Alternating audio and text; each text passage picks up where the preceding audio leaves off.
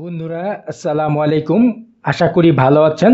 Technology ভিলেজের পক্ষ থেকে আপনাদের সঙ্গে রয়েছি আমি নাজমুস সৌদ। আমি জাভাস্ক্রিপ্ট সম্পর্কে আলোচনা করছি। এই ভিডিওতে আমি জাভাস্ক্রিপ্টের দিস কিওয়ার্ড সম্পর্কে আলোচনা করব। আপনারা হয়তো দিস কিওয়ার্ডের নাম শুনেছেন। ইতিপূর্বেও আমি জাভাস্ক্রিপ্টের দিস কিওয়ার্ড সম্পর্কে আলোচনা করেছি। এর আগে আমি বেশ কিছু ভিডিও তৈরি করেছি। আপনারা যদি সেই ভিডিওগুলো না দেখে থাকেন তাহলে আমার চ্যানেলের প্লেলিস্টে গিয়ে দেখে আসতে পারেন। এছাড়াও প্লেলিস্টের লিঙ্ক আমি ডিসক্রিপশন বক্সে এবং আই বাটনে দিয়ে রাখবো, সেখান থেকেও আপনি প্লেলিস্টে গিয়ে সেই ভিডিওগুলো দেখে আসতে পারেন। আপনি যদি আমার এই চ্যানেলে নতুন হন তাহলে চ্যানেলটি সাবস্ক্রাইব করুন এবং আপডেট ভিডিওগুলো পেতে বেল আইকন প্রেস করুন। এখন আমি দিস কিওয়ার্ড সম্পর্কে আলোচনা করছি। ইতিপূর্বে যখন আমি অবজেক্ট নিয়ে আলোচনা করেছি তখন আমি এই দিস কিওয়ার্ডের কিছু কাজ দেখিয়েছি। যে কোনো প্রোগ্রামিং ল্যাঙ্গুয়েজের ক্ষেত্রেই দিস কিওয়ার্ডটি থাকে। এখানে দেখুন শুরুতে আমি একটি উদাহরণ দিচ্ছি। যেমন প্রথমে আমরা একটি অবজেক্ট তৈরি করছি। আমরা পারসন নামে একটি অবজেক্ট তৈরি করলাম এবং আমরা কনস্ট্যান্ট কিওয়ার্ড দিয়ে এই অবজেক্টটি তৈরি করছি। এটির মধ্যে আমি বেশ কিছু তথ্য রাখছি, যেমন ফার্স্ট নেম এখানে আমি আহনাফ এটি রাখলাম এবং লাস্ট নেম এটির মধ্যে আমি এখানে সাবির এটি রাখলাম। আচ্ছা, এটা কমা দেই। ওকে, তারপরে এখানে আমরা আইডি দিতে পারি 1 2 3 4 এরকম একটা আইডি দিলাম। ওকে, তারপরে আমরা একটি মেথড নিচ্ছি ফুল নেম, এরকম একটা মেথড নিচ্ছি এবং এখানে ফাংশন দিচ্ছি। এখন এই মেথডের মধ্যে কি কাজ হবে সেটি আমরা এখানে বলছি। এখানে আমরা রিটার্ন করবে, এই মেথডটি রিটার্ন করবে, কি রিটার্ন করবে? ফার্স্ট নেম এবং লাস্ট নেম রিটার্ন করবে। তাহলে সেক্ষেত্রে এখানে আমরা দিস একটি কিওয়ার্ড দিই এবং আমরা এইখানে যে ফার্স্ট নেমটি নিয়েছি এই ফার্স্ট নেমটি এই জায়গায় আমরা দিয়ে দিচ্ছি। তারপরে এখানে আমরা একটা স্পেস দিচ্ছি এবং এখানে আমরা লাস্ট নেমটা অ্যাড করব। তাহলে সেক্ষেত্রে এখানে আমরা দিস কিওয়ার্ড দিচ্ছি এবং ডট দেওয়ার পরে এই জায়গায় লাস্ট নেম এটি এই জায়গায় আমরা দিয়ে দিলাম। ওকে, তাহলে এখানে আমাদের একটি অবজেক্ট তৈরি হয়ে গেল। এখন এই অবজেক্টের মধ্যে থেকে আমি এই ফুল নেম যেই মেথডটি রয়েছে সেই মেথডটি অ্যাক্সেস করব। তাহলে সেটি অ্যাক্সেস করার জন্য আমরা এখানে আগে যে বিষয়গুলো নিয়েছি এটা লাগবে না, এটা মুছে দেই। আমাদের এখানে এই document get element by ID demo এটা লাগবে। আমরা এখানে যে ডেমো রয়েছে এই ডেমোর মধ্যে আমি পাবলিশ করব, এখানে ইনার HTML পাবলিশ করব। আমরা কি করব? আমরা এই পারসন নামে যে অবজেক্টটি নিয়েছি এই অবজেক্টের মধ্যে থেকে আমরা ফুল নেম এই মেথডটি আমরা কল করব। তাহলে সেই ক্ষেত্রে এখানে আমরা আমাদের যে অবজেক্টের নাম সেটা আমরা এখানে দিয়ে দিচ্ছি এবং ডট দেওয়ার পরে আমরা এখানে ফুল নেম এটি আমরা অ্যাক্সেস করব। তাহলে সেই ক্ষেত্রে এখানে আমরা ফুল নেম এটি দিয়ে দিলাম।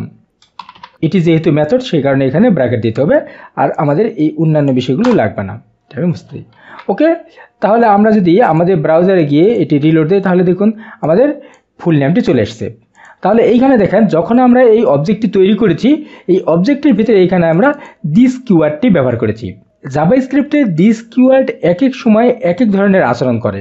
এখানে যখন আমি এই দিস কিওয়ার্ডটি ব্যবহার করেছি এখানে আপনারা বুঝতে পারছেন এই দিস কিওয়ার্ড দ্বারা এই অবজেক্টটিকে বোঝানো হয়েছে, অর্থাৎ এই অবজেক্টের মধ্যে যে ফার্স্ট নেমটি রয়েছে সেটিকে নেওয়ার জন্য আমরা এই দিস কিওয়ার্ডটি এই জায়গায় ব্যবহার করেছি। যখন আমি এখানে দিস লিখেছি তখনই সে এই অবজেক্টটি বুঝাচ্ছে এবং এই অবজেক্টের ভিতর থেকে ফার্স্ট নেম এটি সে এখানে রিসিভ করেছে। এভাবে অবজেক্টের মধ্যে দিস কিওয়ার্ড কাজ করে।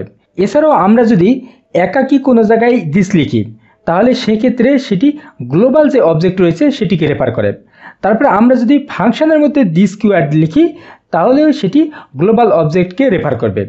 আমরা যদি দিস কিওয়ার্ড ফাংশনের মধ্যে স্ট্রিট মোডে লিখি তাহলে সেটিকে সে আনডিফাইন্ড বলবে, সেক্ষেত্রে সেটি কোনো কাজ করবে না। তারপরে আমরা ইভেন্টের মধ্যে যদি কোনো দিস কিওয়ার্ড নেই তাহলে সেক্ষেত্রে ওই এলিমেন্টকেই নির্দেশ করবে, যে এলিমেন্টের মধ্যে দিস কিওয়ার্ডটি নেওয়া হচ্ছে সেটিকেই সে রেফার করবে, অর্থাৎ সেটি নিয়েই সে কাজ করবে। এছাড়াও আমরা কল, অ্যাপ্লাই, বাইন্ড ইত্যাদি যে মেথডগুলো রয়েছে এই মেথডগুলোর মধ্যে যদি আমরা দিস ব্যবহার করি তাহলে সেটি অবজেক্টকে রেফার করবে। কোন জায়গায় দিস কীভাবে কাজ করে সে সম্পর্কে আমি এখন বিস্তারিত আলোচনা করছি। তবে একটা বিষয় বলা দরকার, সেটি হচ্ছে দিস কিন্তু কোনো ভেরিয়েবল না, এটি কোনো তথ্য রাখতে পারে না। এটির সাহায্যে অন্যান্য তথ্য রিসিভ করা যায় এবং সেগুলো নিয়ে কাজ করা যায়। দিস কিওয়ার্ড মেথডের মধ্যে কি কাজ করে সেটি আমি একটু আগে আলোচনা করেছি। এখানে আমি বলেছি এই যে এই মেথডটি যে আমি নিয়েছি এই মেথডের মধ্যে দিস কিওয়ার্ড কীভাবে কাজ করেছে সেই সম্পর্কে আমি আলোচনা করেছি। এখন আমি দেখাচ্ছি যে দিস কিওয়ার্ড যদি একাকী থাকে, অর্থাৎ একাই কোনো একটা জায়গায় যদি আমরা দিস কিওয়ার্ড নেই তাহলে সেটি কিভাবে কাজ করে। আমি বলেছি একাকী দিস কিওয়ার্ড থাকলে তাহলে সেটিকে গ্লোবাল অবজেক্টকে রেফার করে। ব্রাউজারের উইন্ডোতে গ্লোবাল অবজেক্ট হচ্ছে অবজেক্ট উইন্ডো। যেমন এইখানে দেখেন আমি এগুলোই সব মুছে দিচ্ছি। এখানে আমি document get element by ID demo inner HTML এগুলো সবই রাখলাম। তারপরে এটিও মুছে দিচ্ছি। আমরা শুরুতে এই জায়গায় একটি ভেরিয়েবল নিচ্ছি let X equal to this. এখানে আমি একটি দিস কিওয়ার্ড নিয়েছি এবং এটি আমি এক্স ভেরিয়েবলের মধ্যে রেখেছি। এখন এই এক্সটা যদি এই জায়গায় আমি পাবলিশ করি তাহলে কি হয় দেখেন, এখানে অবজেক্ট উইন্ডো চলে এসেছে। আমি বলেছি যদি একাকী কোনো দিস কিওয়ার্ড নেওয়া হয় তাহলে সেক্ষেত্রে সেটি গ্লোবাল অবজেক্টকে রেফার করবে, আর এখানে গ্লোবাল অবজেক্ট হচ্ছে অবজেক্ট উইন্ডো, সেই কারণে এটি চলে এসেছে। তারপরে আমরা যদি স্ট্রিট মোডে কোনো দিস লিখি তাহলে সেক্ষেত্রে কি হয়, এখানে দেখেন আমরা এই জায়গায় গিয়ে স্ট্রিট নিয়ে নিচ্ছি, ইউজ স্ট্রিট এটি নিয়ে নিলাম। স্ট্রিট সম্পর্কে ইতিপূর্বে আমি অন্য ভিডিওতে আলোচনা করেছি, আপনার ইচ্ছা করলে সেই ভিডিওটি দেখে আসতে পারেন। তারপরে আমরা যদি এটি রিলোড করি তাহলে দেখেন এই জায়গায় অবজেক্ট উইন্ডো বলছে, অর্থাৎ আমরা স্ট্রিট মোডে যদি কোনো দিস কিওয়ার্ড নেই তাহলে সেটিও গ্লোবাল অবজেক্টকে রেফার করে। তারপর আমরা যদি ফাংশনের মধ্যে দিস কিওয়ার্ড ব্যবহার করি তাহলে সেক্ষেত্রে এটিও গ্লোবাল অবজেক্টকে রেফার করবে। যেমন এইখানে দেখেন আমরা এই জায়গায় একটি ফাংশন নিচ্ছি, আমরা এগুলো মুছে দিই, এটি থাক, আমাদের এই কোডটি লাগবে। এখানে আমরা একটি ফাংশন প্রথমে নিয়ে নেই, আমরা নিচেও নিতে পারি, সমস্যা নাই। এখানে ফাংশন নিচ্ছি মাই ফাংশন, এরকম একটি ফাংশন নিয়ে নিলাম এবং এই ফাংশনের মধ্যে আমি রিটার্ন করতে বলছি কি দিস, এটি আমি রিটার্ন করতে বলছি।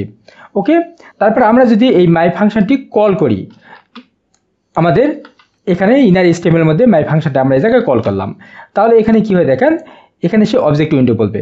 আমি বলেছি ফাংশনের মধ্যেও যদি আমরা দিস কিওয়ার্ড লিখি তাহলে সেটি গ্লোবাল অবজেক্টকে রিটার্ন করবে, সেই কারণে এটি অবজেক্ট উইন্ডো চলে এসেছে। তারপরে আমরা যদি স্ট্রিট মোডে ফাংশনের মধ্যে দিস কিওয়ার্ড লিখি তাহলে কি হবে, তাহলে সেক্ষেত্রে সেই দিস কিওয়ার্ডটিকে সে আনডিফাইন বলবে। যেমন এখানে আমরা এই ফাংশনটি নিয়েছি এবং ফাংশনের মধ্যে এখানে দিস কিওয়ার্ড নিয়েছি, তার আগে এই জায়গায় আমরা স্ট্রিট ইউজ করি, এখানে আমরা ইউজ স্ট্রিক্ট এটি ইউজ করলাম। তারপরে আমরা যদি এটি রিলেট করি তাহলে দেখুন এটি আনডিফাইন বলছে, অর্থাৎ আমরা যদি স্ট্রিট মোড ইউজ করি তাহলে সেক্ষেত্রে ফাংশনের মধ্যে দিস কিওয়ার্ড নিলে সেটি কোনো কিছুকে রেফার করবে না, সেটি গ্লোবাল অবজেক্টকেও রেফার করবে না এবং সেটি ঠিকমতো কাজ করবে না, সেই কারণে সেটি আনডিফাইন বলবে।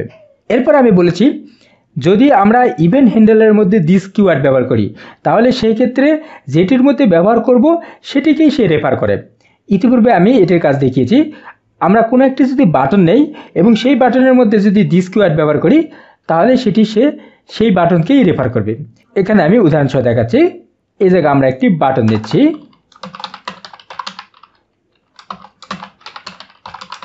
বাটন নিলাম এবং এই বাটনের মধ্যে আমরা একটি অন ক্লিক ইভেন্ট নিচ্ছি এবং এই অন ক্লিক ইভেন্টের মধ্যে এখানে আমরা this dot style dot display, এখানে আমরা ডিসপ্লেটা নাম দিচ্ছি। ওকে, এবং এই বাটনের মধ্যে আমরা ক্লিক মি এরকম একটি টেক্সট নিচ্ছি। এখন যদি আমরা এটি রিলোড করি আমাদের এগুলো লাগবে না, এগুলো মুছে দেই, তাহলে দেখুন একটি বাটন চলে আসছে। এখন যদি আমি এই বাটনের মধ্যে ক্লিক করি তাহলে এই বাটনটি রিমুভ হয়ে যাবে। দেখুন এখানে আমি ক্লিক করছি তাহলে সেটি রিমুভ হয়ে যাচ্ছে। অর্থাৎ যখন আমরা কোনো ইভেন্টের মধ্যে আমরা দিস কিওয়ার্ডটি ব্যবহার করব তখন সে যেটির মধ্যে আমরা ইভেন্টটি নিচ্ছি সেই HTML এলিমেন্টকে রেফার করছে। এখানে আমি বলেছি যদি এটিতে ক্লিক করি তাহলে সেক্ষেত্রে এটি ডিসপ্লেতে নান হয়ে যাবে। এখানে আমরা এই স্টাইল নিয়েছি, এই স্টাইলের ডিসপ্লেটি নান হয়ে যাবে, সেজন্য যখন আমরা এটিতে ক্লিক করছি তখন এটি রিমুভ হয়ে যাচ্ছে। এছাড়াও আমরা যদি অবজেক্টের কোনো তথ্য পাবলিশ করতে চাই তাহলে সেক্ষেত্রে দিস কিওয়ার্ডের মাধ্যমে করতে পারবো। ইতিপূর্বে যখন আমি অবজেক্ট নিয়ে আলোচনা করেছি তখন আমি এই বিষয়টি দেখিয়েছি কিভাবে অবজেক্টের কোনো তথ্য আমরা দিস কিওয়ার্ডের মাধ্যমে অ্যাক্সেস করতে পারি। এছাড়াও কল এবং অ্যাপ্লাই দুটি মেথড রয়েছে। কল এবং অ্যাপ্লাই এই দুটি হচ্ছে জাভাস্ক্রিপ্টের প্রি ডিফাইন্ড মেথড। আমরা এই দুটি মেথডকে যে কোনো অবজেক্টের মেথডে কল করতে পারি এবং অন্য অবজেক্টকে এই দুটি ফাংশনে আর্গুমেন্ট হিসাবে দিতে পারি। এখানে আমি উদাহরণসহ দেখাচ্ছি, এই জায়গায় দেখেন আমরা আপাতত এটি মুছে দিচ্ছি। আমরা এখন এখানে স্ক্রিপ্টের মধ্যে কাজ করব। এই জায়গায় আমরা একটি অবজেক্ট নিচ্ছি, কনস্ট্যান্ট person1, এরকম একটা আমরা এখানে অবজেক্ট নিলাম এবং এখানে আমরা ফুল নেম ডট এখানে একটি মেথড নিচ্ছি ফাংশন। ওকে, এখানে আমরা রিটার্ন করব কি this dot first name plus এখানে আমরা একটি স্পেস দিচ্ছি এবং এখানে দিস ডট লাস্ট নেম, এরকম একটি মেথড আমরা এই জায়গায় কল করলাম। আমাদের এই অবজেক্টের মধ্যে কিন্তু ফার্স্ট নেম লাস্ট নেম এগুলো কিন্তু নাই। এই ফার্স্ট নেম লাস্ট নেম এগুলো যদি পেতে চাই, অর্থাৎ এগুলো যদি আমরা অ্যাক্সেস করতে চাই, তাহলে সেক্ষেত্রে এইখানে আমি আরও একটি অবজেক্ট তৈরি করছি। এখানে আমরা কনস্ট্যান্ট person2 এরকম একটি অবজেক্ট তৈরি করলাম এবং এই অবজেক্টের মধ্যে আমরা জাস্ট শুধু প্রপার্টি দেব। এখানে আমরা ফার্স্ট নেম এরকম একটি প্রপার্টি দিচ্ছি, এখানে আহনাফ দিচ্ছি এবং লাস্ট নেম এরকম একটি প্রপার্টি নিচ্ছি এবং এখানে আমরা একটি লাস্ট নেম দিয়ে দিলাম। এখন আমরা যদি এই অবজেক্টটি কল করি তাহলে সেক্ষেত্রে কিভাবে আমরা কল করব? এখানে আমরা লেট একটি কিওয়ার্ড নিয়ে এখানে এক্স একটি ভেরিয়েবল নিলাম এবং এখানে আমরা person1 এটি নিয়ে নিচ্ছি, তারপরে ডট এখানে আমরা ফুল নেম এটি আমরা কল করছি। এই জায়গায় আমরা ফুল নেম নিয়েছি person1 ডট ফুল নেম, এটা আমরা কল করলাম এবং এখানে আমরা কল করব কি, এখানে আমরা পরের যে অবজেক্টটি নিয়েছি অর্থাৎ person2 এটি আমরা এখানে কল করব। তাহলে সেক্ষেত্রে এইখানে আমরা কল ফাংশন ব্যবহার করব।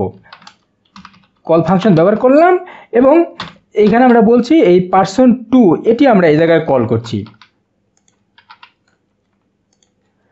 এখন আমি এই এক্সটি পাবলিশ করছি।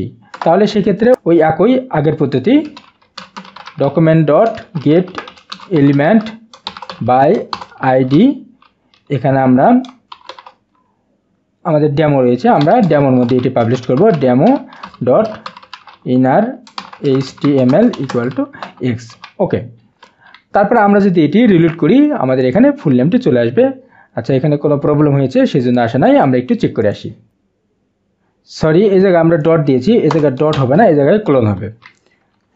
তারপরে আমরা যদি এটি রিলোড করি, এটা আমরা রিলোড দিলাম। আচ্ছা, এখনও আসা নাই, আমাদের আরও একটা প্রবলেম হয়েছে এই জায়গায়। আচ্ছা, এই জায়গায় আমরা সেমিকলন দিয়েছি, এই জায়গায় সেমিকলন হবে না, এই জায়গায় আমাদেরকে কোমা দিতে হবে, যেহেতু আমরা এখানে প্রপার্টি নিচ্ছি।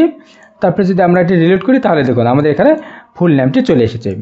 তাহলে আমরা দেখলাম এই জায়গায় আমরা পার্সন অবজেক্ট থেকে আমরা যখন ফুল নেমটি অ্যাক্সেস করেছি তখন আমরা এখানে কল করেছি, এখানে কল প্রিডিফাইন মেথড। এই কল মেথডের মধ্যে এখানে আমরা বলেছি person2টা এই জায়গায় কল হবে। তাহলে সেক্ষেত্রে আমরা দুইটি অবজেক্ট নিয়ে এখানে কাজ করতে পেরেছি। তাহলে আমরা দেখলাম আমরা কল মেথডকে ব্যবহার করে একটি অবজেক্টের তথ্য আরেক জায়গায় আমরা এখানে অ্যাক্সেস করতে পারি এবং যখন আমরা এখানে তথ্য অ্যাক্সেস করেছি তখন এই জায়গায় আমরা ভিতরে আমরা দিস কিওয়ার্ড ব্যবহার করেছি। তাহলে আমরা দেখলাম দিস কিওয়ার্ডটি বিভিন্ন জায়গায় বিভিন্নভাবে ব্যবহার হয়। ফাংশনের মধ্যে একরকম, অবজেক্টের মধ্যে একরকম, আবার আমরা যদি একাকী লিখি অথবা আমরা যদি কোনো ইভেন্ট হ্যান্ডেলের মধ্যে লিখি তাহলে সেই ক্ষেত্রে দিস কিওয়ার্ডটি ভিন্ন ভিন্ন আচরণ করে। এই ভিডিওতে আমি জাভাস্ক্রিপ্টের দিস কিওয়ার্ড সম্পর্কে আলোচনা করলাম। আশা করি ভিডিওটি আপনার কাজে লাগবে। ভিডিওটি কেমন লাগলো সেটি কমেন্ট করে জানান। ভালো লাগলে লাইক করুন এবং শেয়ার করে অন্যদেরকে দেখতে সহায়তা করুন। পরবর্তী টিউটোরিয়ালে আমি জাভাস্ক্রিপ্টের অ্যারো ফাংশন সম্পর্কে আলোচনা করব। পরবর্তী ভিডিও দেখার আমন্ত্রণ জানিয়ে শেষ করছি। ধন্যবাদ।